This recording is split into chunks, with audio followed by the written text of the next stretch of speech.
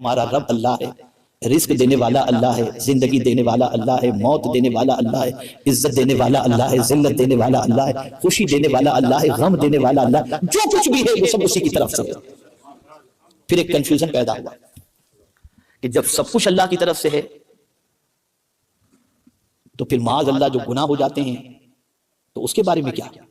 تو پھر رب نے فرمایا ما اصابک من حسنۃ فمن اللہ وما اصابک من سیئۃ فمن نفسک، جو نیکی اور بھلائی تم سے سرزد ہوتی ہے یہ سب کچھ اللہ کی طرف سے ہے، اور جو کچھ برائیاں تم سے سرزد ہوتی ہیں وہ تمہارے نفس کا اپنا قصور ہے۔ برائی کی نسبت قدرت کی طرف نہیں کی جا سکتی، برائی میں خود کا قصور، نیکی سب کچھ اللہ کی طرف سے۔ یہاں ایک ذہن دے دیا گیا، اور وہ ذہن کیا ہے؟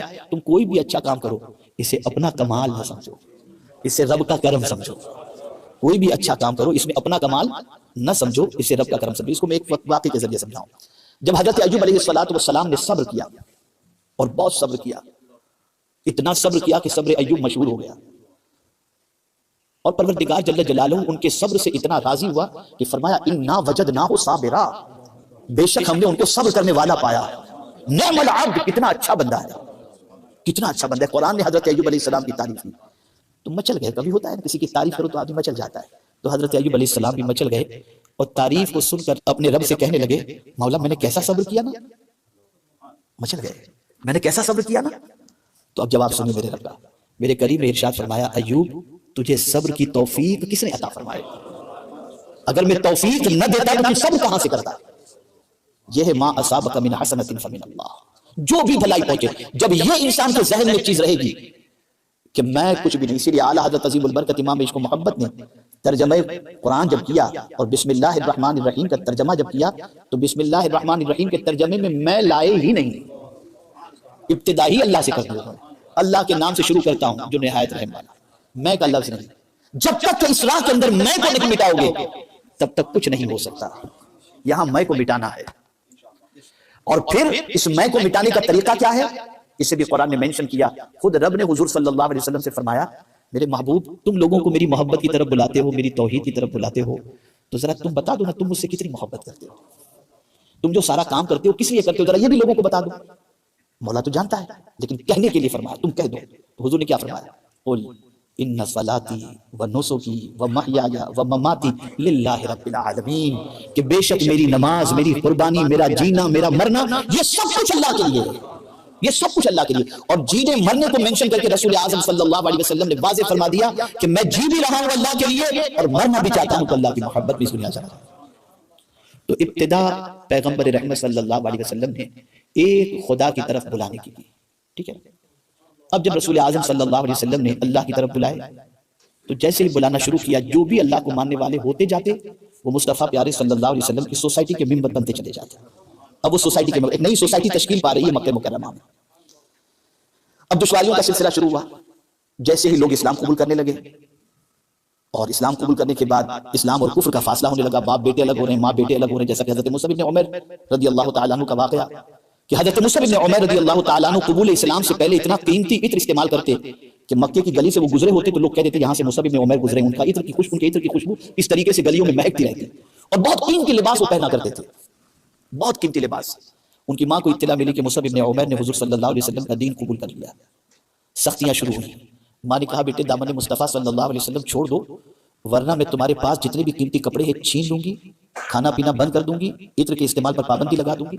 تو قربان جائیے یہ جام توحید جو ہے نا، یہ اتنا عظیم جام ہے کہ جب یہ کوئی پی لیتا ہے نا پھر کسی چیز کی پرواہ نہیں کرتا،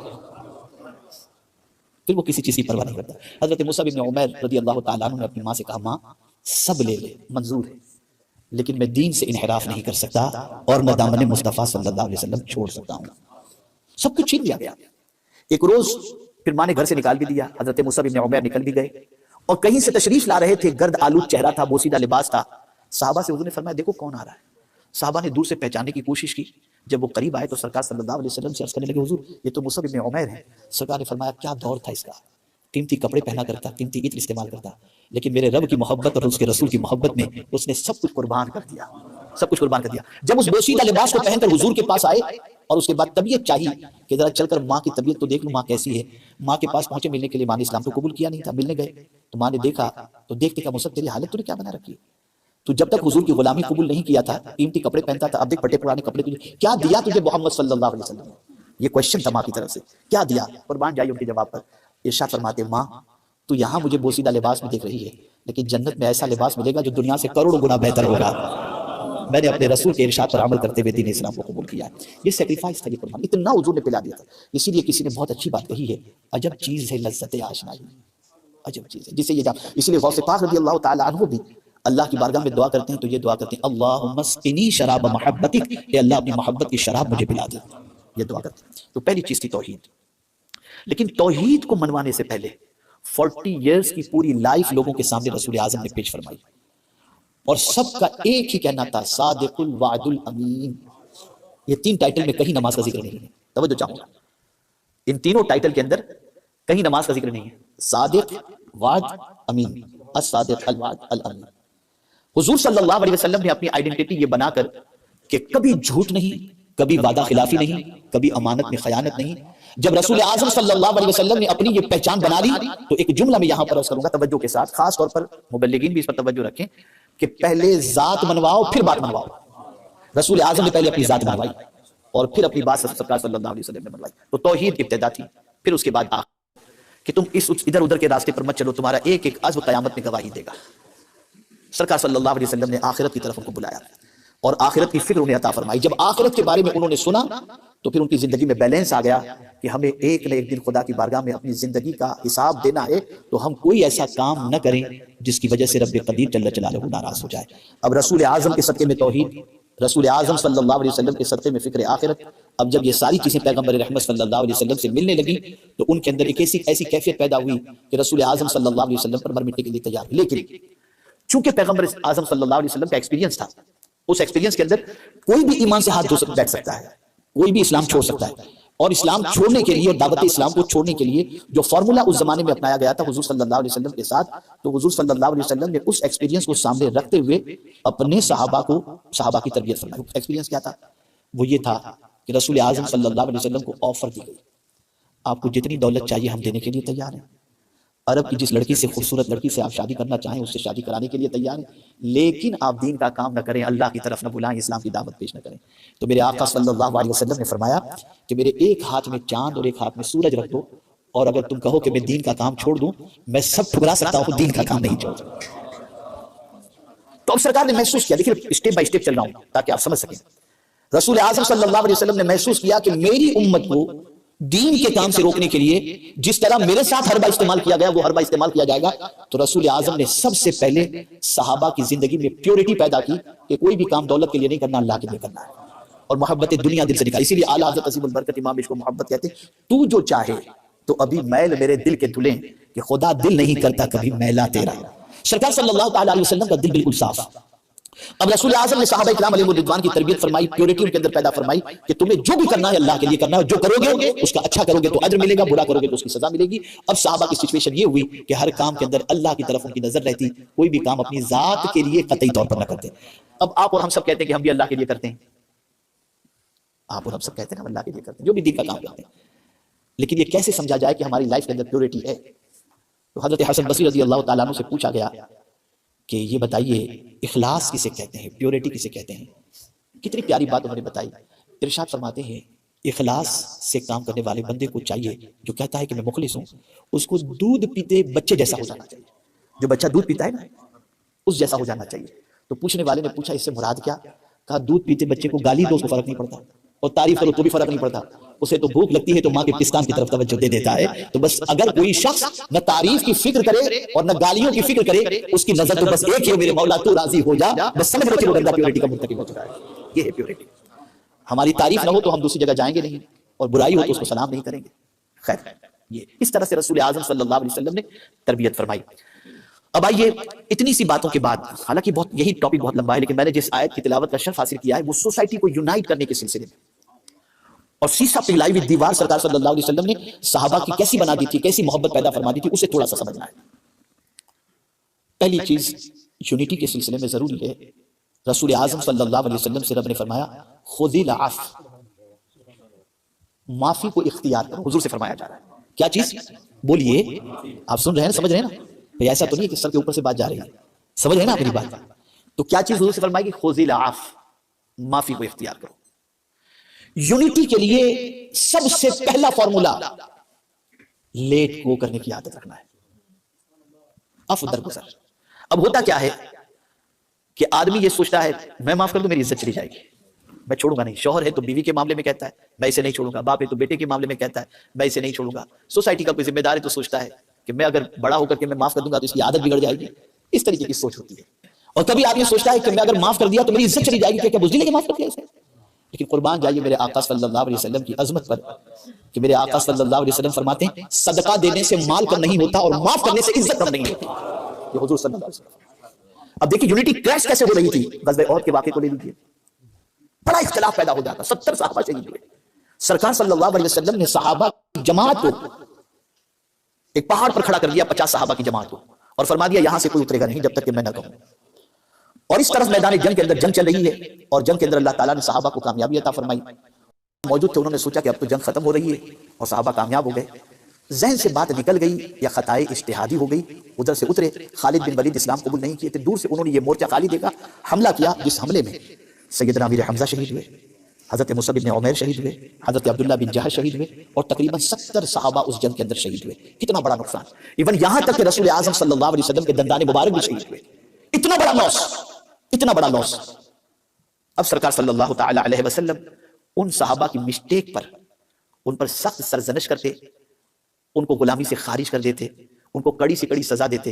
لیکن خدا کی قسم جب میں قرآن کی اس آیت کو دیکھتا ہوں اور پیغمبر رحمت صلی اللہ علیہ وسلم کے عفو و کرم کے حوالے سے اللہ کا پیغام جو پڑھتا ہوں تو میری عقل دنگ رہ جاتی ہے، کس طریقے سے اتنی بڑی غلطی کو معاف کرنے کے لیے رب فرما رہا ہے، فرماتا ہے فاعف عنہم، میرے محبوب ان کی غلطی کو معاف کر دو۔ اب ظاہر سی بات ہے آپ اور ہمیں ہمارے سامنے کوئی غلطی کرے چلو ٹھیک ہے معاف کر دیا، لیکن دل میں ہماری بات رہتی ہے، اور اگر ہمارے نہ رہے تو سامنے والے کے دل میں بات رہتی ہے کہ پتہ نہیں معاف کیا بھی کہ نہیں کیا سچے دل سے۔ تو قربان جائیے میرے آقا صلی اللہ علیہ وسلم کی عظمت پر رب نے حضور سے فرمایا فاعف عنہم، ان کو معاف کر دو۔ اسی پر اکتفا نہیں فرمایا واستغفر لہم، ان کے لیے مغفرت کی دعا بھی کرو، یعنی جن سے غلطی ہوئی ان کو معاف بھی کرو، ان کے لیے مغفرت کی دعا بھی کرو۔ اور پھر قربان جائیے اور مزید مضبوطی کے لیے فرمایا وشاورہم فی الامر، اور ان سے کاموں کے اندر مشورہ بھی لے لو تاکہ اطمینان ہو جائے کہ حضور نے معاف فرما دیا۔ اگر حضور معاف نہ فرماتے تو یونٹی بریک ہو جاتی، لیکن اتنی بڑی غلطی پر حضور سے فرمایا گیا معاف کر دو۔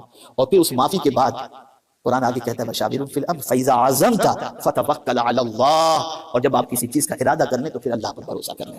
دیکھیں یہاں بھی سمجھنے کی بات ہے، دین کے کام کرنے والوں کے لیے خاص سمجھنے کی بات ہے۔ یہاں پہلے فرمایا گیا ان کو معاف کرو، پھر فرمایا گیا ان کے لیے مغفرت کی دعا کرو، پھر فرمایا گیا ان سے مشورہ لو، لیکن یہ نہیں فرمایا گیا کہ جب دین کا کام کرو تو ان پر بھروسہ کرو۔ سمجھنے کی بات جو ہے نا وہ یہ ہے، اس کے ساتھ ساتھ کہ جب تم دین کے کام کا ارادہ کرو یا کسی اچھے کام کا ارادہ کرو تو لوگوں پر بھروسہ مت کرنا، فَإِذَا عَزَمْتَ فَتَوَكَّلْ عَلَى اللَّهِ، جب تم ارادہ کر لو تو اللہ پر بھروسہ کر لو، اس لیے کہ سب ساتھ چھوڑ سکتے ہیں، رب ساتھ نہیں چھوڑ سکتا۔ بھئی امام حسین رضی اللہ عنہ مولا تبارک و تعالی، میں اپنی زندگی کا ایک واقعہ بتاؤں۔ دعوت کے راستے میں بڑے سخت مراحل سے اللہ نے گزارا ہے، ہمارے پرانے ساتھی جیسے شفیق بھائی وغیرہ سب جانتے ہیں، حضرت علامہ مولانا محمد اقبال صاحب اللہ، یہ سب لوگ جانتے ہیں کہ برطانیہ کی سرزمین پر دعوت کے راستے میں کتنے امتحان سے گزرنا پڑا۔ انڈیا میں بھی سخت امتحان تھا اور اس امتحان سے ہم گزر رہے تھے۔ ایسا ہوتا تھا آج کوئی ساتھ ہے، پتہ چلا کل وہ ساتھ چھوڑ دیا، تو ظاہر سی بات ہے کہ انسان ہے، ذہن کے اندر سوالات تو پیدا ہوں گے۔ تو میں نے ایک بزرگ سے عرض کیا کہ حضرت سمجھ میں نہیں آتا کون میرے ساتھ ہے اور کون میرے ساتھ نہیں، آج ساتھ میں ہوتا ہے کل چھوڑ دیتا ہے، پھر پتہ نہیں ساتھ چھوڑ دیتا ہے، پھر ساتھ جڑ جاتا ہے، تو حضرت یہ کیسے دین کا کام کیسے کریں؟ اب ان کا جملہ یاد رکھیے گا، زندگی بھر آپ کو کام آئے گا، زندگی بھر۔ انہوں نے فرمایا کہ مولانا آپ عالی نسب ہیں؟ میں نے کہا میں تو ممن ہوں، عالی نسب تو سید تو سب سے افضل و اعلیٰ۔ کہا اچھا آپ کے باپ دادا میں کوئی ولی گزرے ہیں؟ میں نے کہا ٹوٹا پھوٹا جو علم ہے اس کے اعتبار سے جو ولی کی ڈیفینیشن قرآن شریف میں ہے تو اس اعتبار سے تو ہم کہہ سکتے ہیں کہ ایسا تو کوئی ہماری نظر میں نہیں ہے۔ کہا آپ ولی ہیں؟ میں نے کہا میں تو ولیوں کے قدموں کی خاک ہوں۔ اب ان کا جملہ یاد رکھیے گا، میں خاص طور پر ذمہ داروں سے، دین کے کام کرنے والوں سے عرض کروں گا۔ انہوں نے فرمایا مولانا نہ آپ ولی، نہ آپ بڑے خاندان والے، نہ آپ کے دادا، نہ نانا ولی، کوئی بھی۔ امام حسین نوجوانان جنت کے سردار، ماں جنتی عورتوں کی سردار، باپ ولیوں کا سردار، نانا نبیوں کا سردار۔ بولے قوم جب ان کا ساتھ چھوڑ سکتی ہے تو آپ کیا ہیں؟ اس لیے جب بھی کام کرو قوم پر بھروسہ کر کے اللہ پر بھروسہ کرو۔ یہ بات زندگی بھر یاد رکھیے گا، اللہ اکبر۔ تو قرآن مقدس میں رب نے حضور صلی اللہ علیہ وسلم سے فرمایا ان کو معاف کرو، ان کے لیے مغفرت کی دعا کرو، ان سے مشورہ لو، اور جب ارادہ کرو تو اللہ پر بھروسہ کرو۔ ام المؤمنین حضرت عائشہ صدیقہ رضی اللہ تعالی عنہا سرکار صلی اللہ علیہ وسلم سے عرض کرتی ہیں یا رسول اللہ صلی اللہ تعالی علیہ وسلم شب قدر میں کیا دعا کروں؟ کہ معافی، شب قدر میں کیا دعا کروں؟ تو آقا کریم صلی اللہ علیہ وسلم نے فرمایا یہ دعا کرو اللہم انک عفو تحب العفو فاعف عنی، اے اللہ تو معافی کو پسند فرماتا ہے، تو خود عفو ہے، اے اللہ تو مجھے معاف فرما دے۔ ایک سوال پوچھتا ہوں، ہم لوگ بھی شب قدر میں یہ دعا کرتے ہیں، ہم تو چاہتے ہیں اللہ ہمیں معاف فرما دے، لیکن ہم اللہ کے بندوں کو معاف کرنے کے لیے تیار ہیں۔ آج گھر گھر میں یہی ہو رہا ہے، شوہر بیوی کو معاف کرنے کے لیے تیار نہیں، بعض تو بچے، بعض باپ، بعض ماں ایک دوسرے کو معاف کرنے کے لیے تیار نہیں۔ اور یاد رکھیں سب سے بڑا فائدہ معافی کا یہ ہوتا ہے کہ جب کوئی معاف کر دیتا ہے تو ٹینشن فری ہو جاتا ہے۔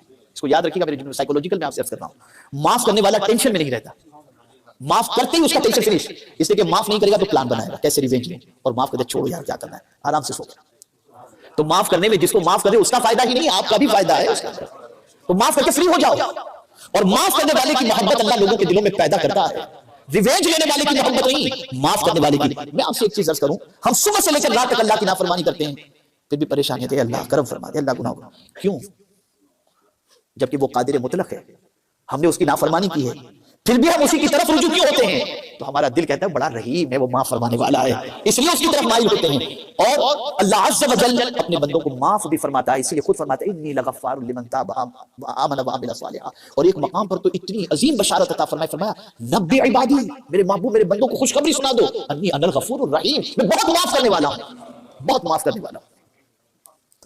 تو سوسائٹی میں یونٹی پیدا کرنے کے لیے ضرورت اس امر کی ہے کہ پہلی چیز جو اختیار کرنی ہے، گھر کے اندر آج سے جس کسی کے ساتھ کسی بھی قسم کا اختلاف ہو، چھوٹے بڑے سے معافی مانگیں اور بڑا دل کر کے معاف کر دیں، اور یہ نہ سوچیں کہ معاف کرنے سے عزت کم ہو جائے گی، بلکہ ہمیشہ یہ سوچیں کہ سرکار نے جو فرمایا وہ حق ہے کہ معاف کرنے سے اللہ تعالیٰ عزت میں اضافہ